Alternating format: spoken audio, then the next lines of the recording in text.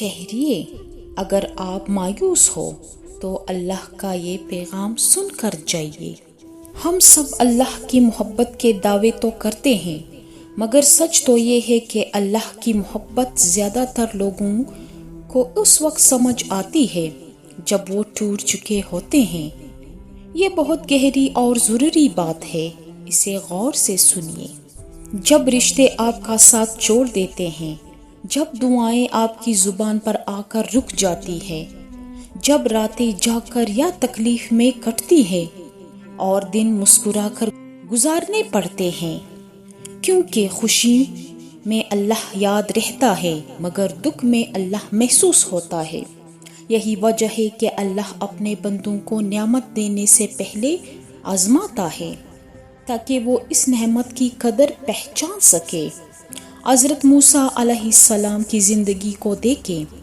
جب سامنے سمندر تھا، پیچھے دشمن، تو ان کی قوم گھبرا گئی تھی، لیکن حضرت موسیٰ علیہ السلام نے حالات کے شور کو اپنے کانوں میں پڑنے نہیں دیا، بلکہ وہ اس وقت بھی اللہ کی قربت کو محسوس کر رہے تھے۔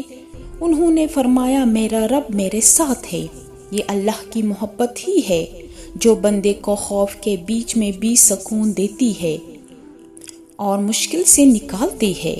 اللہ تمہیں اکیلا اس لیے نہیں کرتا کہ تم ٹوٹ جاؤ، بلکہ وہ اس لیے اکیلا کرتا ہے تاکہ تم صرف اس کے ہو جاؤ۔ وہ لوگوں کے سہارے اس لیے چھین لیتا ہے تاکہ تم دل کا سہارا اللہ میں تلاش کرو۔ وہ تمہیں خاموشی اس لیے دیتا ہے تاکہ تم اپنے رب کی آواز سن سکو۔ جب بندہ سب کچھ ہار کر اللہ کے سامنے بیٹھ جاتا ہے تو وہ ہار نہیں رہا ہوتا، بلکہ وہ پہلی بار جیتنا سیکھ رہا ہوتا ہے، کیونکہ جو اللہ کے سامنے ٹوٹتا ہے وہ پھر کبھی دنیا کے سامنے نہیں ٹوٹتا۔ اگر آج تم تنہا ہو، خاموش ہو یا تھک چکے ہو تو یاد رکھنا کہ یہ سزا نہیں بلکہ اللہ کی طرف سے دعوت ہے۔ یہ اللہ کی محبت کا وہ دروازہ ہے جو صرف خاص دلوں کے لیے کھلتا ہے۔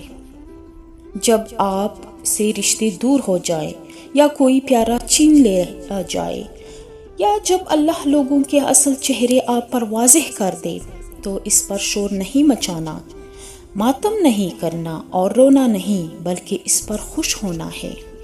کیوں؟ کیونکہ اللہ نے اسے شخص یا سہارے کو آپ سے دور کر دیا ہے جس نے کل کو آپ کو مزید تکلیف دینی تھی یا توڑنا تھا۔